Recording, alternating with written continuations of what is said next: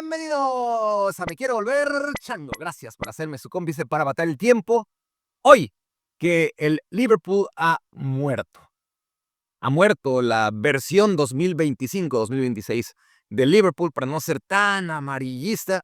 Y ya veremos en qué reencarna, ¿no? Claramente esto es un eterno reencarnar. De eso se trata el fútbol, pero hoy, muy temprano, por si se lo perdieron, que es muy factible que se lo hayan perdido, dada la hora en la que se jugó este partido.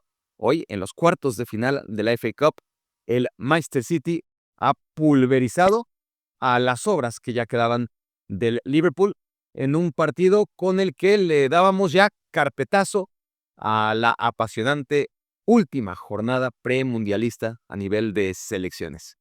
Jugaban entonces este partido de cuartos de final en campo del Manchester City, y un partido trascendental para ambos equipos. Para el Manchester City, porque se está reenganchando, y ahora podemos decir se está reenganchando, y antes de este 4-0 era una oportunidad de reengancharse a la competencia, ¿no?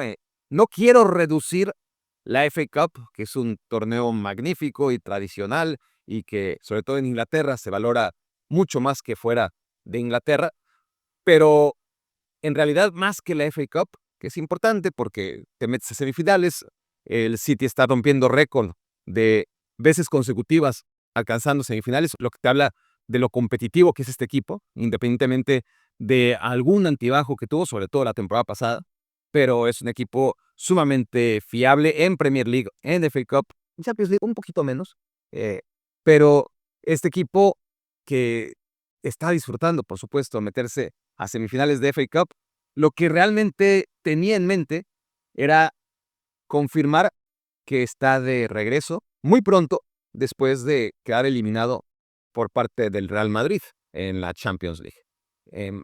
Decía yo en su momento, tras la eliminación, que por dura que fuera, el Manchester City tenía revancha inmediata. En ese momento tenía primero la final de la Carabao Cup, misma que acabó ganando, y no contra cualquiera, contra el Arsenal, en lo que fue una primera batalla en esta ya recta final por el título, porque se van a enfrentar dos veces, quizás tres, ¿no? Si es que en la FA Cup hay manera de que se crucen sus caminos, pero dos veces segura. Una en la final de la Carabao Cup, otra en la Premier League. Y sin despreciar tampoco ganar la Carabao Cup, que ahí sí evidentemente es el título menos importante, pero título al fin y al cabo, era mucho más que ganar la Carabao Cup, la posibilidad de meterle todavía más miedo al Arsenal. Y eso lo logró. Entonces, decía, el Manchester City eliminado por el Real Madrid de manera tan rotunda y contundente, tiene revancha muy pronto, porque tiene 4 partidos que pueden salvar totalmente su temporada, o por el contrario, ¿no? Si la cosa sale mal, hacer de esta una temporada para olvidar tan mala como la anterior, ¿no? Y esos 4 partidos eran la final de la Carabao Cup, que gana de manera también contundente el Manchester City, el partido que se jugó hoy, cuartos de final contra el Liverpool, regresando de la fecha FIFA, y si después, que es el que viene, lograba el Manchester City ganar en Stamford Bridge en su regreso a la Premier League, iba a llegar, o va a llegar, porque ya solamente le falta uno de esos 3 resultados, y ya hablaré del Chelsea también, que no está en el momento más óptimo, ni mucho menos, sobre todo con el tema de Enzo Fernández. Si el City cumple ahora los pronósticos, porque eran inciertos, ¿no? Era, bueno, el City viene a perder contra el Real Madrid, es un equipo inconsistente, vamos a ver cómo le va en la final de la Carabao Cup, vamos a ver cómo le va en la FA Cup contra el Liverpool, vamos a ver cómo le va contra el Chelsea. Ahora mismo es favorito, claro, en Stamford Bridge. Y después del Chelsea, el siguiente rival es ni más ni menos que el Arsenal. El Arsenal en el Etihad. Y entonces, la ambición de ganarle al Arsenal era no solamente ganar la Carabao Cup, sino el dar un golpe en la mesa y decirle, aquí estoy.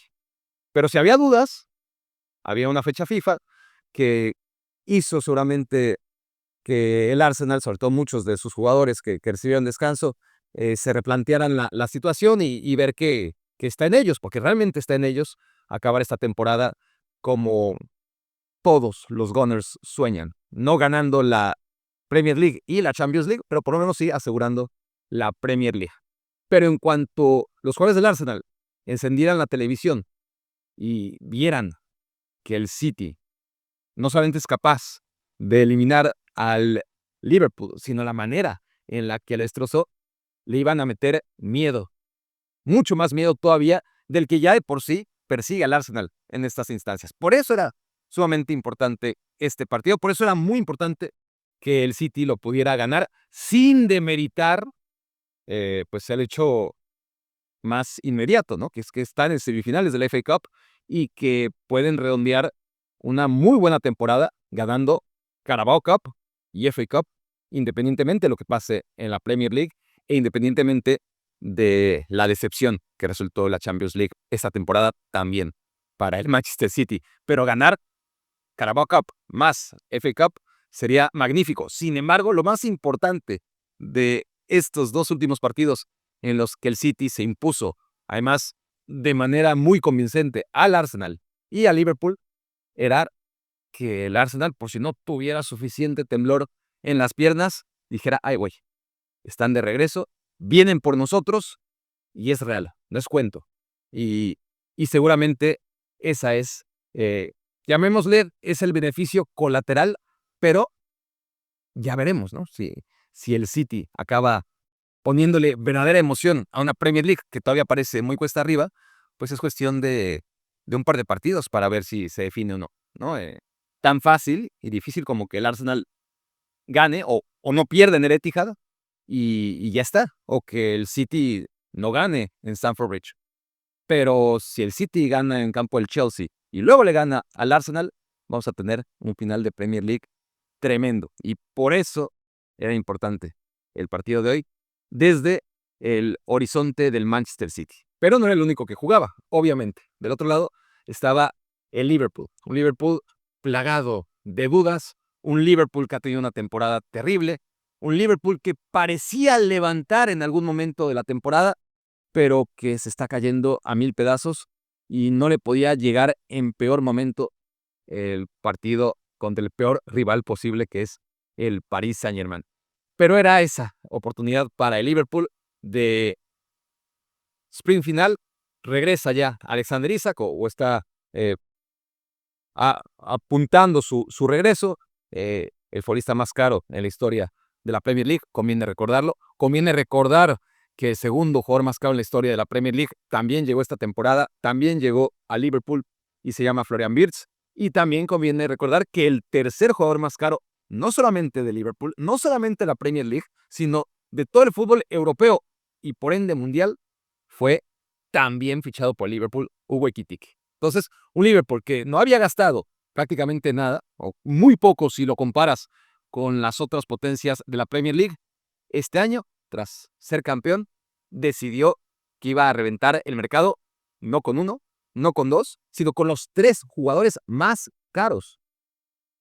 El siguiente jugador más caro en Europa es evidentemente el cuarto, iba a decir algo redundante, ¿no? Pero la verdad es que ya ni me acuerdo quién fue el cuarto jugador más caro de Europa, pero entre todos los equipos del resto del continente, solamente lograron fichar al cuarto jugador más caro de Europa y ahora se los voy a decir en cuanto tenga un minuto para recordarlo o revisarlo. En fin, que para no perderme más en el tema del Liverpool, este Liverpool que hizo esa inversión tan importante, llegaba entonces con un equipo que no dejaba ninguna sensación positiva en las últimas jornadas. En la Premier League, en la Champions League, donde perdieron en contra del Galatasaray y después, de manera predecible, pudieron darle la vuelta en Anfield, pero que una vez eliminado hace mucho de la Carabao Cup, con las esperanzas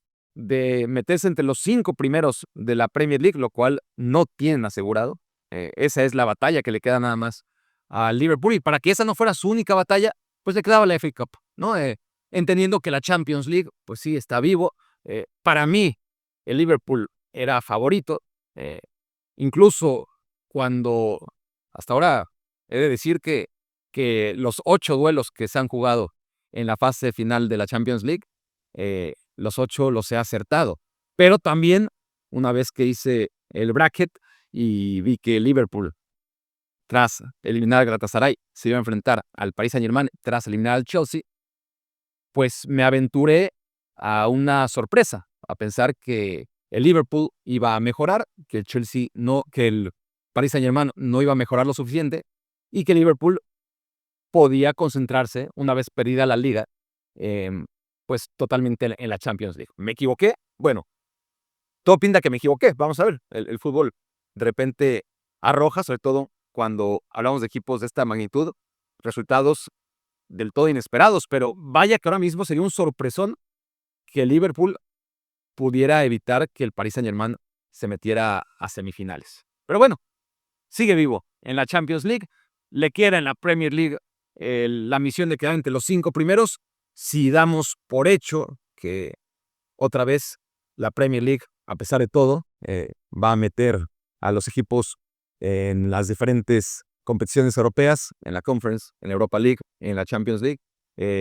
Va a ir cosechando con sus clubes, a pesar de tantos que quedaron eliminados, el coeficiente es suficiente de puntos para que la Premier League sea una de las 2 ligas premiadas con un boleto extra a la Champions League.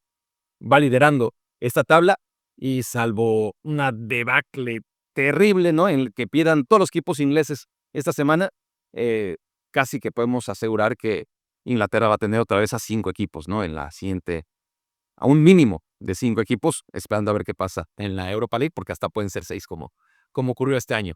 Pero le queda eso a Liverpool nada más, pelear por ese puesto, uno de los 5 primeros de la Premier League, a ver qué le queda en contra del Paris Saint-Germain en la Champions League, pero le quedaba la FA Cup.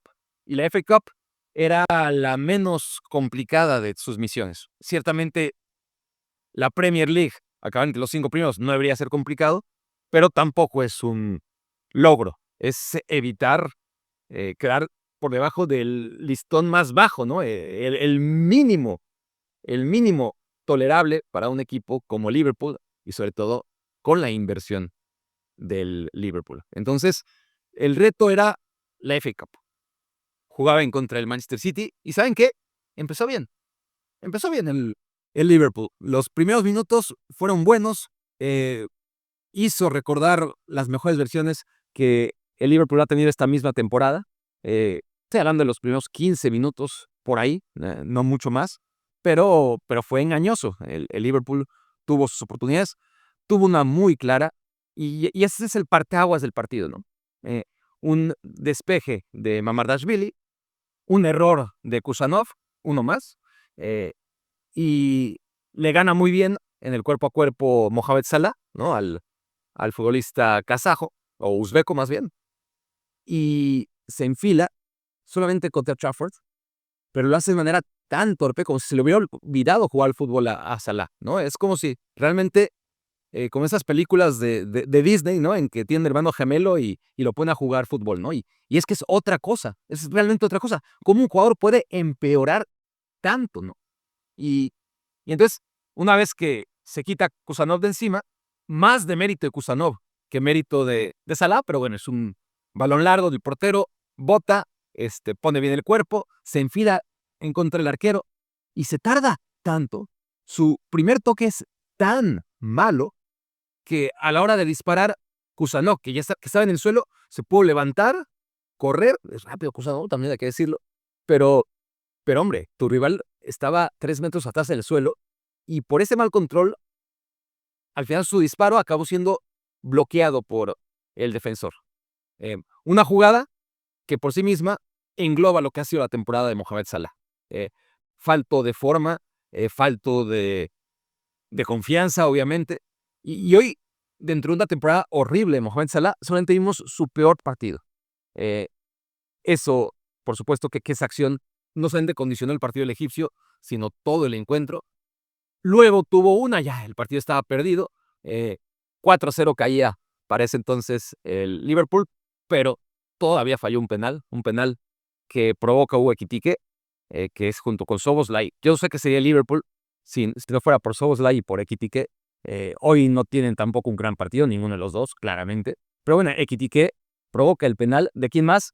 Otra vez Mateus Nunes. Es increíble la cantidad de penales y de fallas defensivas, ¿no? De Mateus Nunes y cómo Guardiola sigue tolerándolo, ¿no? Sigue pensando que él es el lateral derecho indicado, ¿no? Cuando esa no es la posición, sí es un jugador muy confiable con la pelota en los pies, sí es rapidísimo, pero no tiene oficio defensivo, comete muchos errores de colocación y como O'Reilly, ¿no? En el lado izquierdo también, no es lateral y comete una falta, ya es irrelevante para el partido, ¿no? Iban perdiendo 4-0, pero Mohamed Salah, como no podía ser de otra forma, falla el penal.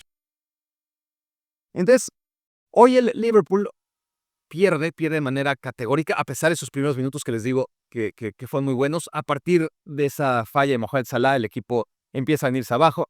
Luego cae el primero de los 3 que metió Haaland y a partir de ahí sí se desbarata tremendamente, porque además el 2-0, el Liverpool todavía medio competía con el 0-1, pero cae el 2-0, remate de cabeza, que además Haaland hoy andaba tan bien que hasta los remates de cabeza le salieron, ¿no? Que jamás fue su mayor virtud, un buen centro de Semenyo, buen remate de Haaland, y a partir de ahí ya, ese gol cayó antes de que acaba la primera mitad, poquito antes, y no volvimos a ver al Liverpool. Un Liverpool que ya en el segundo tiempo no supo competir, llegó otra vez Haaland a meter y completar su hat-trick. Semenyo hizo una gran jugada también para sellar el 4-0, y bueno, el Liverpool ha quedado eliminado de la FA Cup con los errores que toda la temporada le han acompañado.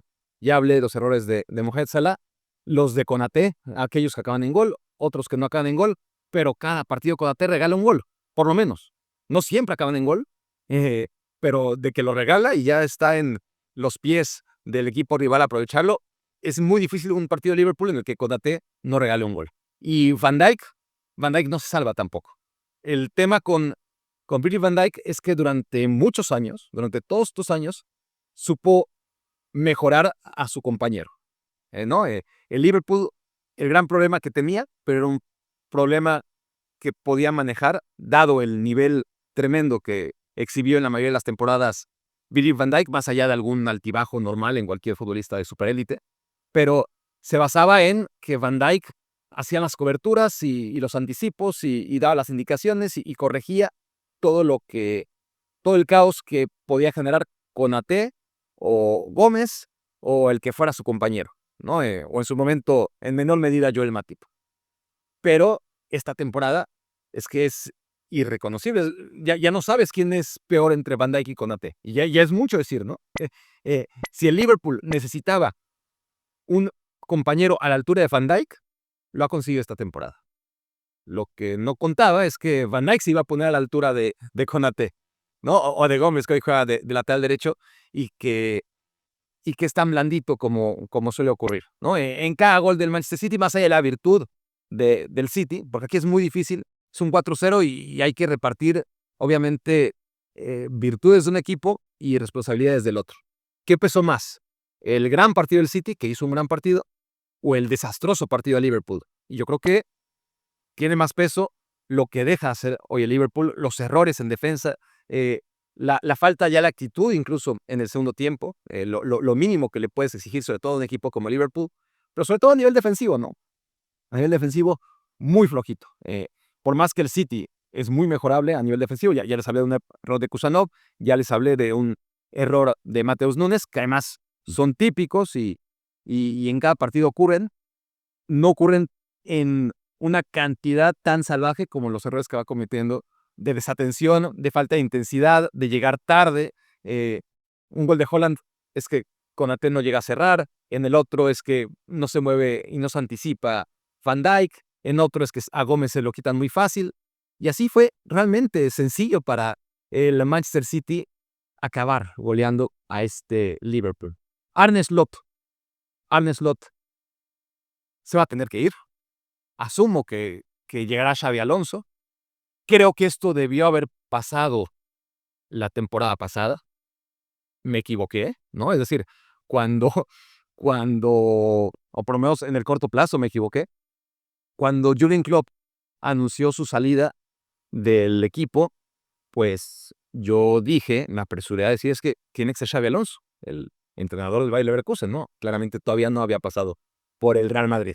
Xabi Alonso es el único, decía yo, perfil que puede ilusionar ahora mismo un Liverpool en pena tras la salida de Jürgen Klopp. Cuando Jürgen Klopp anuncia con tiempo que ya no va más, con tiempo, pero de manera muy sorpresiva, ¿no? Entonces será, bueno, ¿y ahora quién va a llegar? Y desfilaron un montón de nombres, ¿no?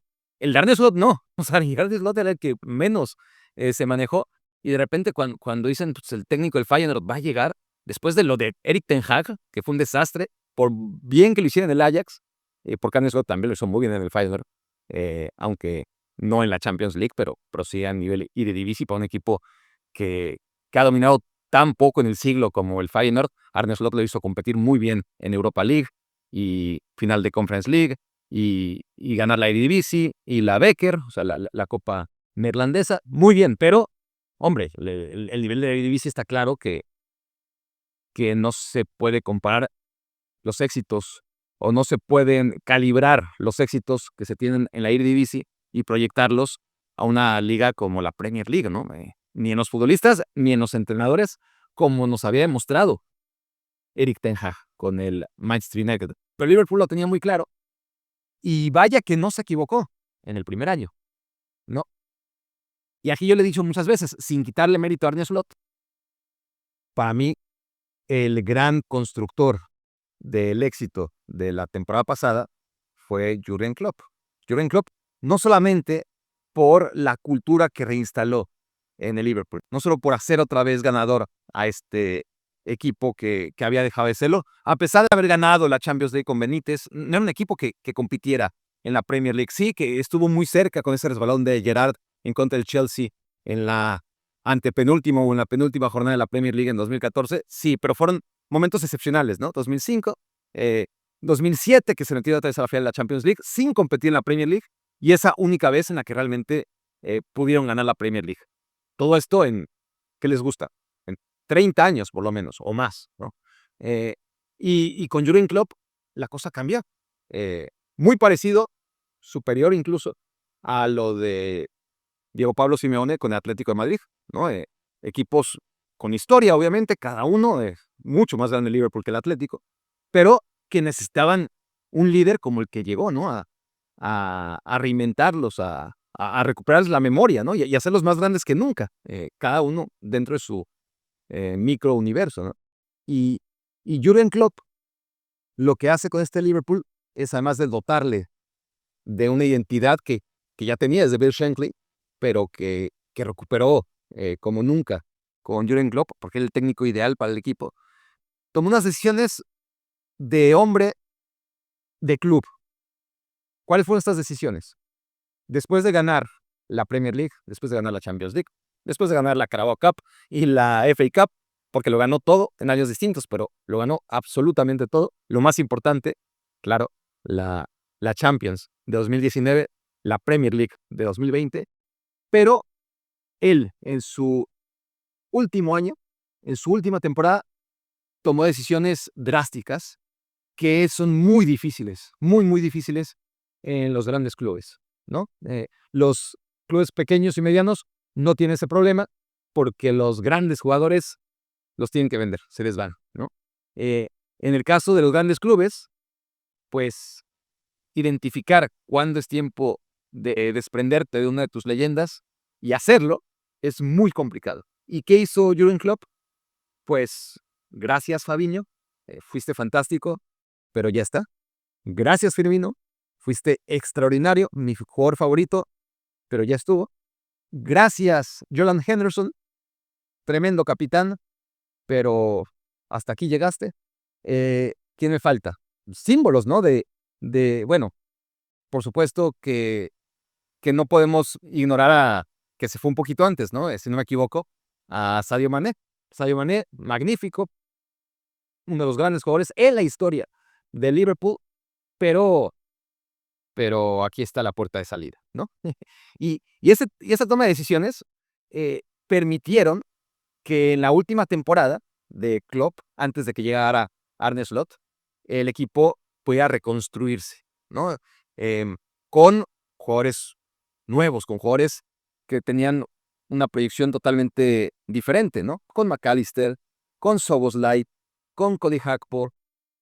También se equivocó, obviamente, no todos fueron aciertos, con Núñez, con Endo, que fue su apuesta, y ahí sí, Arne Slot claramente dijo que a él Endo no era su cup of tea, como dicen en Inglaterra, pero en general, ¿no? Tomó ese tipo de decisiones que son muy, muy difíciles. Le dejó, eso sí, a Virgil van Dijk y a Mohamed Salah. Qué bueno que se los dejó, ¿no?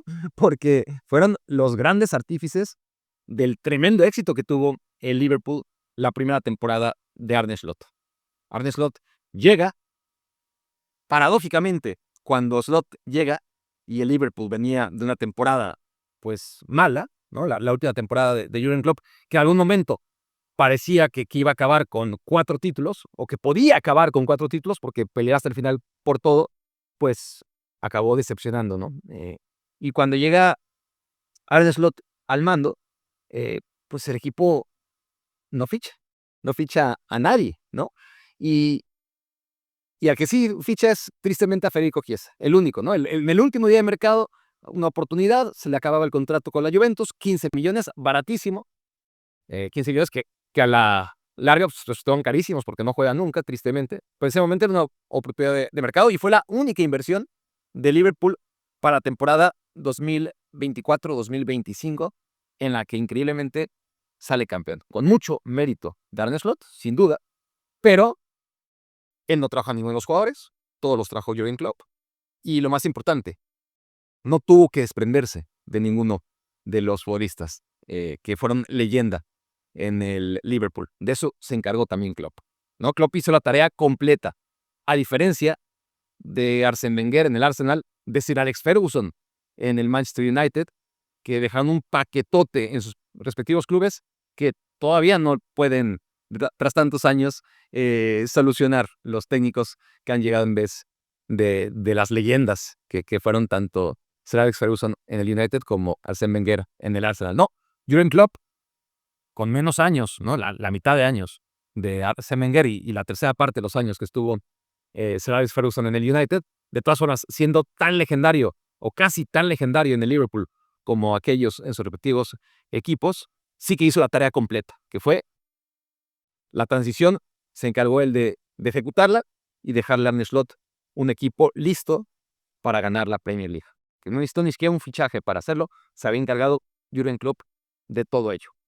Pero para esta segunda temporada, lo dicho, Hugo Ekitike, tercer jugador más caro del fútbol mundial para la temporada 2025-2026. Florian Wirtz, que fue el primero durante unas semanas hasta que se convirtió en el segundo porque el propio Liverpool rompió el récord, ese récord del futbolista más caro en la historia de la Premier League y del mercado europeo esta temporada. Y claro, no iba a ser fácil, ¿no? Tantos cambios no iban a ser fáciles. Pero lo más importante de todo, lo que no hizo el Liverpool, es decir, probablemente era un buen momento dentro de la estabilidad, ¿no? Elegir, mira, tenemos este presupuesto, es el momento de invertir y ahora que tenemos terreno fértil, aquí vamos a sembrar para seguir cosechando éxitos, ¿no? Yo no critico el despilfarro de Liverpool, que digo, a mí me gustaba mucho el Liverpool antes porque era un equipo que lograba lo que lograba, competía como competía, sin despilfarrar las cantidades monstruosas del City y del Chelsea y del United y del Arsenal y hasta del Tottenham, ¿no? El Liverpool, y aquí yo hice un homenaje al Liverpool campeón con Arne Slot, le dediqué un podcast en el que no me acuerdo exactamente el puesto, pero creo que era el 9º equipo que en egresos e ingresos en los últimos 10 años había el que más había gastado en la Premier League, el 9º o 10º, ¿no? O sea, ni siquiera está por debajo de los que les acabo de decir que son los más obvios, sino por debajo de muchos más, de Nottingham Forest, de Aston Villa, de equipos que pelean el descenso o de equipos que han mejorado, como el Aston Villa claramente, o el Newcastle United, pero que de todas formas han tenido resultados mucho peores que el Liverpool. Y el Liverpool, siendo eso, por ahí del noveno, décimo o undécimo, pero por ahí está media tabla en balance de cuánto gastó en fichajes y cuánto ingresó en los futbolistas que vendió, aún así compitió de una manera increíble, ¿no? El Liverpool de Jürgen Klopp ganó una Premier League, pero fue un equipo campeón de muchas Premier Leagues. ¿A qué me refiero? A que campeón hay solamente uno, ¿no? El que queda en la historia y el trofeo no van a repartir por más que haya dos equipos excelentes. Pero había dos equipos campeones en la Premier League año tras año.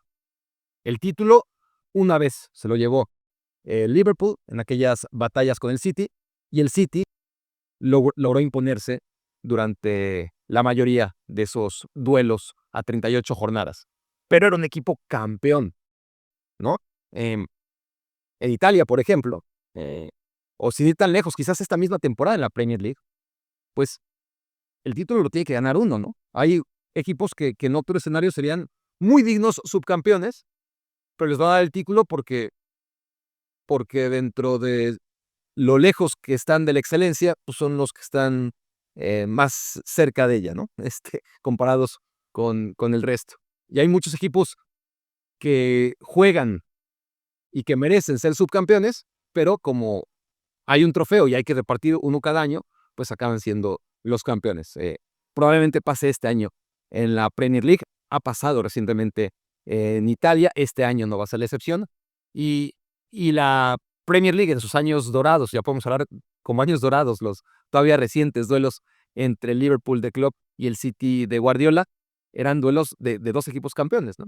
Pero bueno, yo no critico el hecho de que el Liverpool haya decidido gastar esta temporada.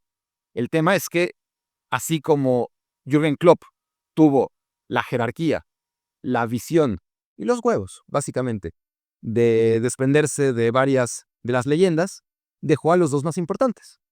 Y por una razón, porque todavía le quedaba por lo menos un año, como pudimos ver, a Van Dijk y a Salah. Ahora, predecir, después del año tremendo que tuvieron, porque no solamente fueron campeones, es que fueron las dos figuras del Liverpool campeón la temporada pasada. Identificar en ese momento que ya no va más, con Van Dijk era más difícil, ¿no? Porque Van Dijk tiene contrato largo todavía. Pero con Salah sí tenía esa oportunidad de decir, bueno, ya está, gracias por todo, pero no es fácil. Claramente no es fácil, y Arne Slot no tuvo esa posibilidad, ni esa iniciativa tampoco. Y ahora es fácil decirlo, se hubieran desprendido de ellos, ¿no? Sí, a toro pasado, muy, muy fácil, pero con Mohamed Salah no tenías esa necesidad de renovarle. Claro que quieres pensar, mira, si Messi ha durado tanto, si Cristiano Ronaldo duró tanto, ¿por qué no pensar que Mohamed Salah puede hacerlo? Salah venía de una temporada muy mala, la última Jürgen Klopp, ¿no? La 24-25, entonces, no, perdón, la 23-24, y la 24-25 de repente renace. Entonces, ¿cómo no pensar que esa versión de Salah todavía iba a durar un par de años más? Renuevan su contrato y estamos viendo una versión terrible de Mohamed Salah toda la temporada. El problema es que Arne Slot no ha tenido. Uno de los problemas fue que Liverpool, con todo lo que gastó, no trajo a un futbolista de ese nivel para la posición de Mohamed Salah, ¿no? Lo enfocó todo, dos centros delanteros, Wirtz, que te juega media punta o por izquierda, Ekitike, que también te puede llegar por esa banda, y por derecha no tocó nada cuando era lo más necesario, ¿no? Por la edad de Mohamed Salah, aún sin prevenir que su debacle fuera tan rápida y absoluta, ¿no? Y la otra es la defensa central. Sí que llegó Leoni y se lesionó, muy mala suerte, pero tampoco fue una apuesta, era una apuesta más de futuro que otra cosa, ¿no? E insuficiente, tomando en cuenta todo el desastre que es defensivamente el Liverpool desde hace mucho tiempo, ¿no? Y cómo Van Dijk, pues cada año iba a ser menos probable que siguiera corrigiendo los errores de su compañero, ¿no? Esta temporada Van Dijk ha sido un desastre y no ha habido opción, no tiene recambio el Liverpool. Entonces gastó muchísimo, se trajo a los tres jugadores más caros del mercado europeo y mundial, y esas dos posiciones clave con dos futbolistas veteranos las dejó desprotegidas. Ese es uno de los problemas. El segundo problema, y más importante para entender el derrumbe de este Liverpool es que Arne Slot identificó, después decía, el equipo empezó a perder muy pronto, ¿no? Perder, que era natural porque llegan muchas piezas nuevas y necesitan un periodo de adaptación, ¿no? Pero en un momento decide sentar a Cody Gakpo. En un momento decide sentar a Szoboszlai. A Szoboszlai casi nunca lo sentó porque más bien lo ponía lateral derecho. Pero bueno, quitarlo de su posición natural porque no cabían todos, ¿no? McAllister y Gravenberch y Szoboszlai y Ekitike y Florian Wirtz y no sé si ya dije Gakpo, ¿no? Pero todos no te iban a caber. Luego se lesiona, o muy pronto se lesiona Alexander Isak sin meter un solo gol, o metiendo uno a lo mucho, en aquella jugada con Mickey Van de Ven, y eso acomoda un poquito más, pero de todas formas te siguen sobrando piezas en el campo, ¿no? Cuando se lesionan Conor Bradley, una vez vendido Trent Alexander-Arnold, Frimpong, que se le ha pasado lesionado, pues Szoboszlai te cumple perfectamente esa posición en el lateral del derecho y además te libera una posición en el ataque, ¿no? En los jugadores que juegan de medio campo arriba, y ahí Mohamed Salah encontraba su posición. Pero hubo un momento en el que Arne Slot ya había probado sin McAllister, sin Gakpo, sin Ekitike, sin Wirtz, hasta que dijo, bueno, ahora voy a probar sin Mohamed Salah, que era natural. De hecho, lo dejó hasta el último, ¿no? Y Mohamed Salah, en cuanto lo sienta, hace un escándalo terrible, ¿no? De una magnitud que, para mí, cuestionable, ¿no?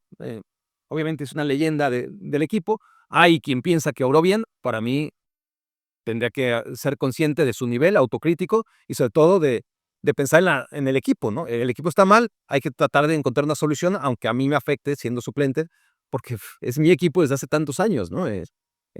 Soy una de las 3 grandes leyendas en la historia de este equipo. Yo, Mohamed Salah, ¿no? Y no hay duda de eso, ¿eh? Kenny Dalglish y Steven Gerrard y Mohamed Salah, y cada quien tendrá que acomodarlos a su gusto.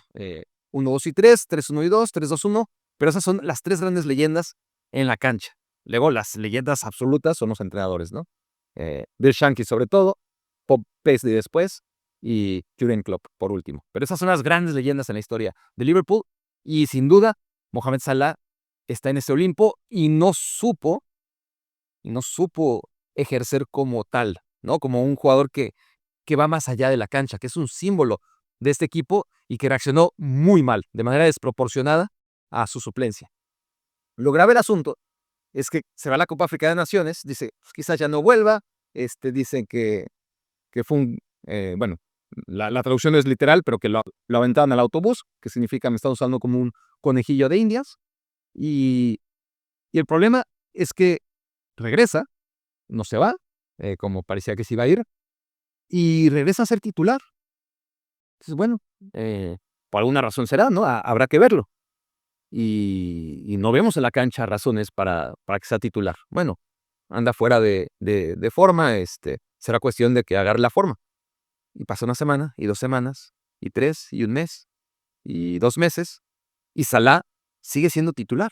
Entonces uno se pregunta, a ver, Arne Slot, si tomas una decisión y vas a cambiar, por lo menos que esté fundamentada en, mira, lo senté porque ciertamente su nivel era bajo, pero si lo vas a reinsertar en el 11 titular cuando su nivel es igual de bajo o peor aún, porque cada partido lo hace peor, entonces no tienes la mejor coherencia y no tienes ni siquiera la mínima cantidad de huevos que se necesita para entrenar a un equipo de esta magnitud. Se empequeñeció totalmente Arne Slot. Primero tomó esa decisión envalentonado, ¿no? Como técnico campeón de la Premier League, pero en la medida en la que pasaron las semanas y el Liverpool fue perdiendo y Arne Slot perdió credibilidad y empezó a generar dudas, pues decidió, muy parecido a lo de Xabi Alonso en el Real Madrid, pues morir de nada, ¿no? Y las decisiones que había tomado, en este caso la decisión de sentar a Mohamed Salah, que era importante, que era necesaria, porque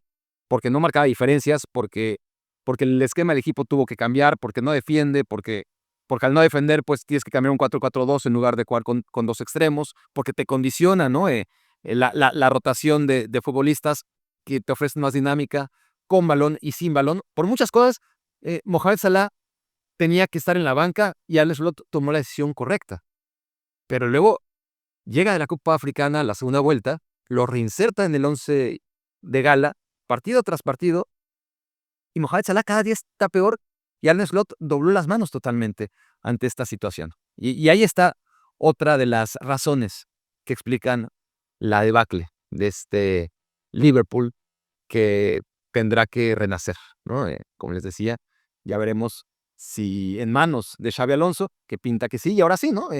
Yo decía que Xabi Alonso era el único que podía remediar la nostalgia y el caos y el miedo de la salida de Jürgen Klopp. Yo asumía que el Liverpool iba a tener que esperar en el desierto durante tantos años como el United después de Ferguson o el Arsenal después de Arsène Wenger, poder volver a ser campeón. Y miren, me equivoqué rotundamente. Al primer año, como ya expliqué, gracias al propio Jürgen Klopp, pudo lograr algo que yo creí que iba a ser una, no transición, sino un periodo larguísimo, ¿no? En el desierto, sin títulos relevantes, por lo menos.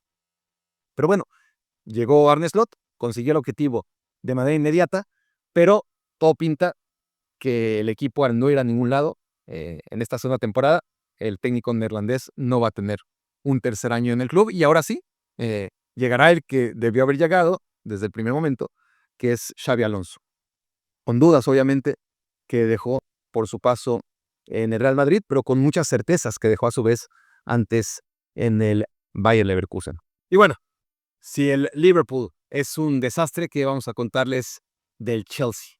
El Chelsea que tomó una decisión que ha sido poco convencional, y es castigar a Enzo Fernández, uno de sus capitanes, y dejarlo fuera de la convocatoria en los siguientes 2 partidos, porque en un podcast con sus amigos, relajado, dijo que sí, que le gustaría vivir en Madrid.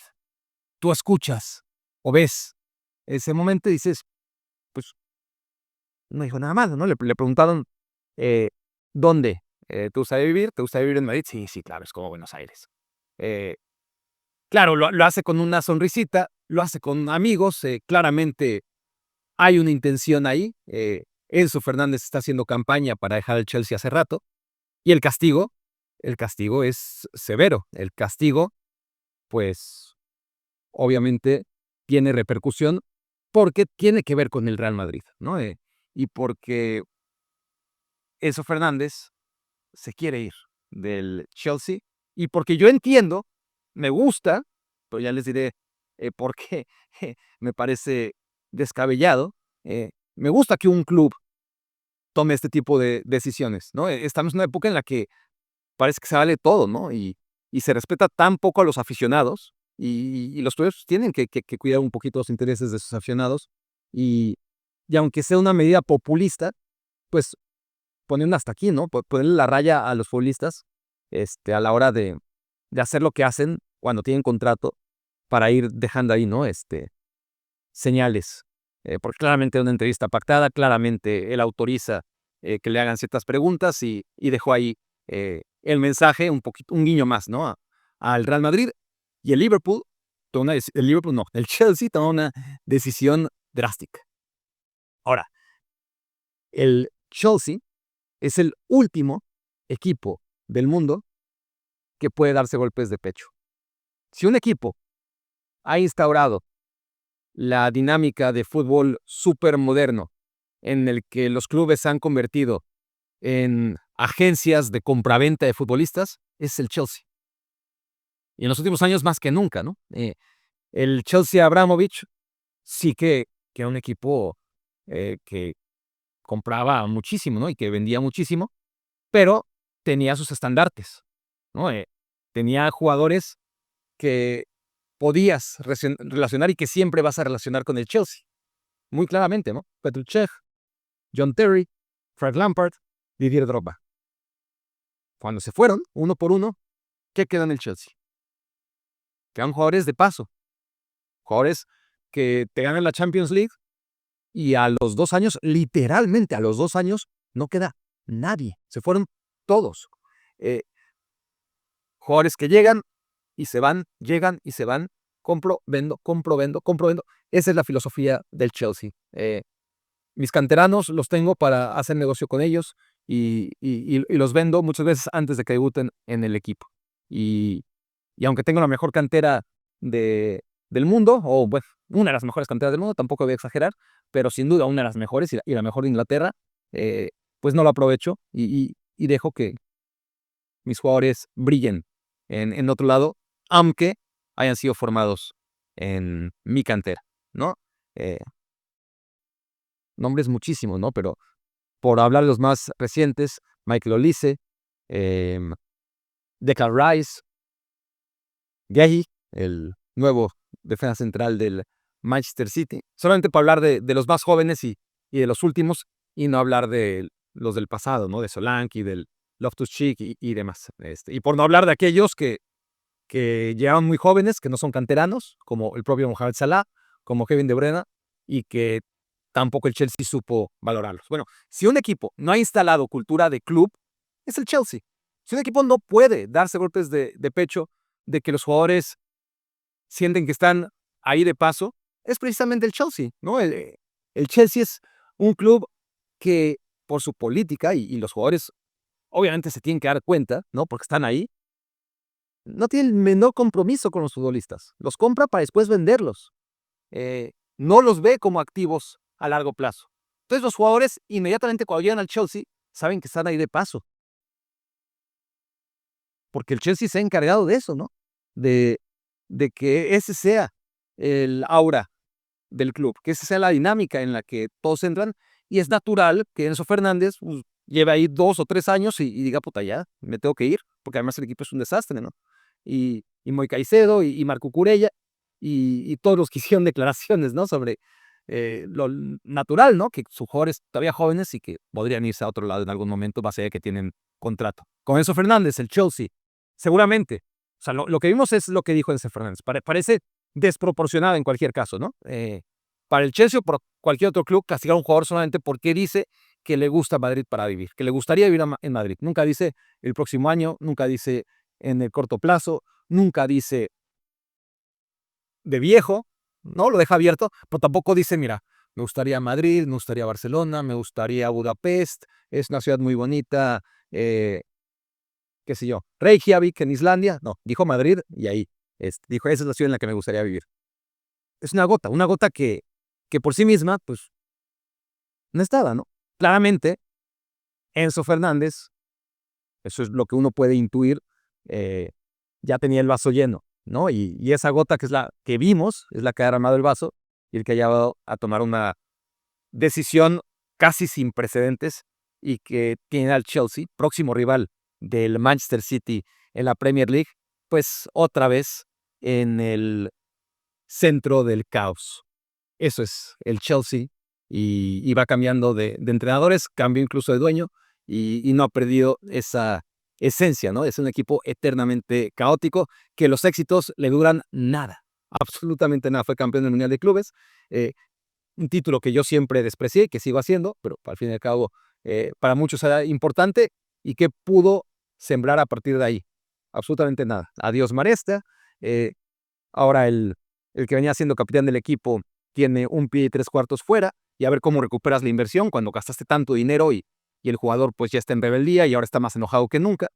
Y bueno, ese es el próximo rival del Manchester City para encarrerarse camino a evitar que el Arsenal le gane la Premier League, que es el deseo de mucha gente, ¿no? Ya lo dije yo en el penúltimo o el antepenúltimo podcast. No acabo de entender por qué, pues la gente desea fervientemente, en una inmensa mayoría, que el Arsenal no gane la Premier League y el Manchester City parece que se ha tomado esa misión en serio. Un Manchester City que no tiene margen de error, un Manchester City que tropieza demasiado, que nos ha enseñado esta temporada que en cualquier momento puede tropezar y que requiere ahora sí de un nivel de excelencia en el que no les voy a decir que tiene que ganar todos los partidos, pero tiene que perder muy poquitos puntos, ¿no?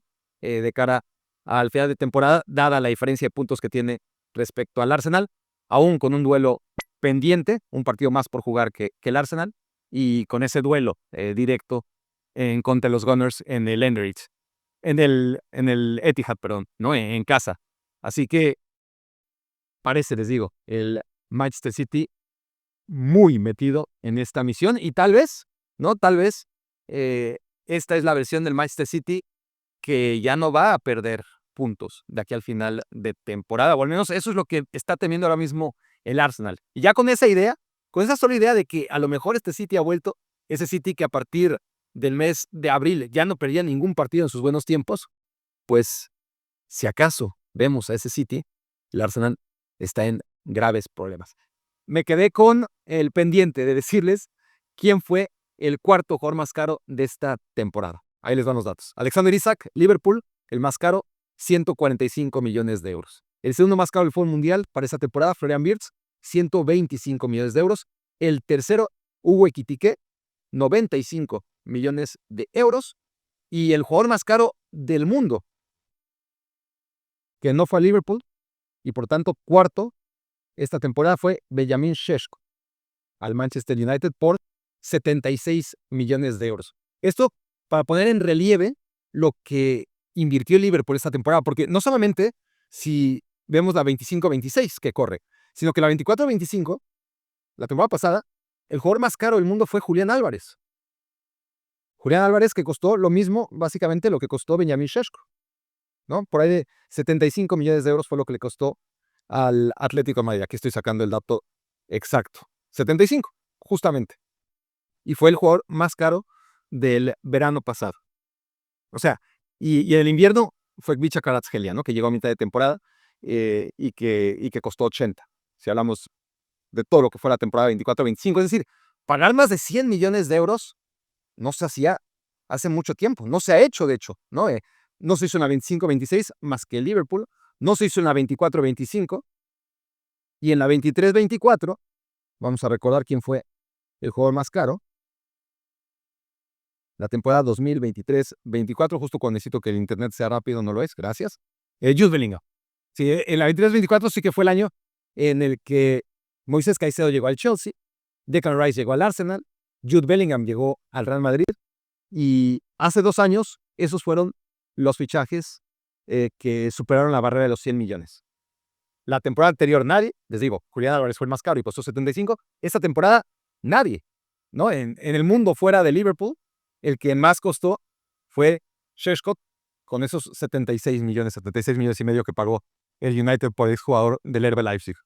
Entonces, lo que hizo el Liverpool con Ekitike, con Wirtz y con Alexander Isak equivale a que la temporada antepasada un solo equipo se hubiera llevado a Caicedo, a Rice y a Bellingham, ¿no? A los únicos 3 jugadores que habían costado más de 100 millones de euros y que han costado más de 100 millones de euros en estos últimos 3 años. O sea, es descomunal lo que gastó el Liverpool, pero bueno, esto nada más para, para llenar con datos el vacío que había dejado hace como 40 minutos los que estuvieron ahí, más bien los que siguen aquí.